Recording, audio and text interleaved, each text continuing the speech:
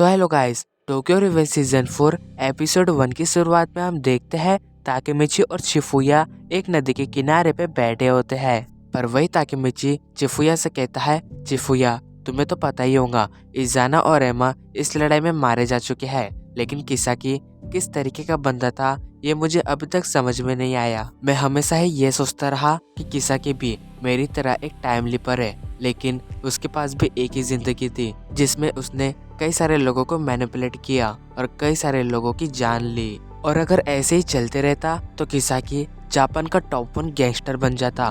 देखा जाए तो फिजिकली कमजोर था, मगर उसका दिमाग बहुत ही तेज था। किसाकी सच में बहुत ही बढ़िया बंदा था। पर तभी शिफुया ताकेमिची से कहता है, तुम उसके बारे में ज्यादा मत सोचो, वह अपनी मौत को डिजर्व करता था। लेकिन तभी हम देखते कि ताकेमिची खड़ा होता है और भागते हुए जाके उस नदी में कूद जाता है और वहां से बाहर निकलने के बाद कहता है, मैं हमेशा ही किसाकी से नफरत करता था, लेकिन मुझे पता नहीं मैं क्यों उसके मौत के बाद बहुत सिंपथाइज कर रहा हूँ। मुझे ये भी नहीं पता मैं क्यों किसाकी को पसंद कर रहा हूँ। उसने ये सब बस हिना को पाने के लिए किया था और उसने कहा था कि वो मेरी इज्जत भी करता है, तो इसी वजह से मैं उसे फिर से देखना चाहता हूँ, उससे फिर से लड़ना चाहता हूँ। तो उसकी ये बात सुन के शिफुया कहता है, मुझे पता है ताकेमिची तुम इसलिए दुखी हो क्योंकि तुम्हें लग रहा है कि तुम्हारी वजह से किसाकी मारा गया है, लेकिन ऐसा नहीं है। किसाकी ने जो कुछ भी किया था उसे उसका फल मिल चुका है,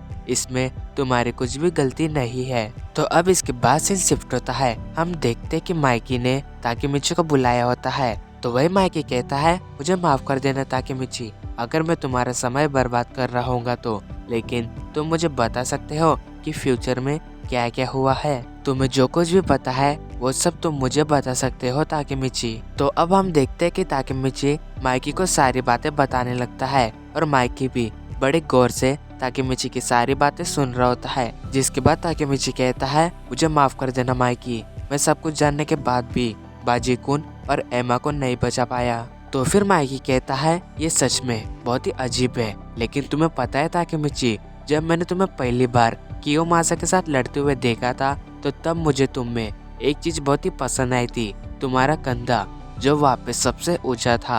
और वही मुझे रियलाइज हुआ था कि तुम्हारे इन कंधों पे कितना ज्यादा बोझ है।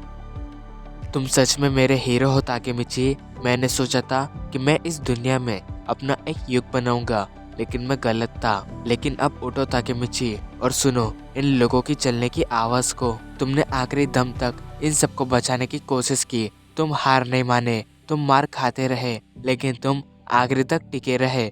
तुम सामने देखो ताकेमिची, हाँ ये वही युग है जिसे मैंने नहीं तुमने बनाया है। तो अब माइकी कहता है, अब सब तुम मेरी बात ध्यान से सुनो।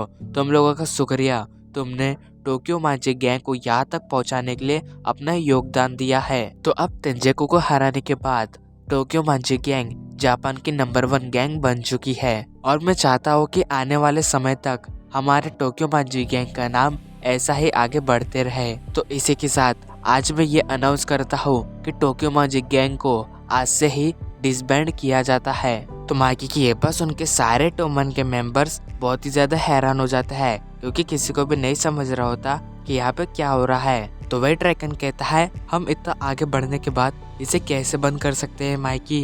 पर वही माइकी कहता है, मैं टोक्यो मांची गैंग के 1st डिवीजन कैप्टन ताकेमिची को यहाँ पे बुलाना चाहता हूँ। और फिर वो ताकेमिची से कहता है, तुमने टोमन के भविष्य को बदलने में बहुत ही मदद की है ताकेमिची, तुम्हारा शुक्रिया। जिसके बाद वो 2nd डिवीजन कैप्टन मित्सुया ताकाशी को बुलाता है और कहता है, तुम्हारे बिना यहाँ पहुँचना बहुत ही मुश्किल था, तुम्हारा शुक्रिया। और अब वो 3rd डिवीजन एक्टिंग कैप्टन हायोसे रियो को बुलाता है और कहता है, तुमने पे के बिना भी हमारा साथ दिया, तुम्हारा शुक्रिया। जिसके बाद वो 4th डिवीजन कैप्टन कायाटो नाहोयो को बुलाता है और उससे कहता है, तुमने टोमन को यहाँ तक पहुँचाने में बहुत ही मदद की है, तुम्हारा शुक्रिया। और अब वो 5th डिवीजन कैप्टन मोतो याशिरो से कहता है, तुम जहाँ भी हो मैं तुम्हें हमेशा टोमन का एक मेंबर मानूंगा, तुम्हारा शुक्रिया। और अब टोक्यो मांची गैंग के वाइस प्रेसिडेंट रियोगो जिकेन सामने आए। जिसके बाद ड्रैगन सामने आता है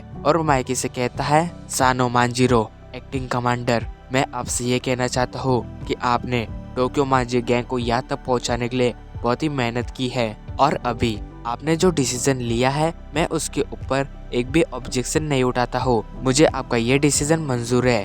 तो ड्रैगन की ये बात सुन के माइकी कहता है शुक्रिया ड्रैगन। तो अब माइकी कहता है तो आज से टोक्यो मैजिक गैंग डिसबैंड होती है। लेकिन एक बात याद रखना, अच्छी चीजें कभी भी मिट नहीं सकती और उसी तरह टोक्यो मैजिक गैंग हमारे दिल में ही बसी रहेंगी। तो माइकी की ये बात सुन के सारे मेंबर्स टोक्यो मैजिक गैंग के नारे लगाने लगते हैं और इसी के साथ हमारा ये एपिसोड एंड होता है। Thank you so much for watching my video.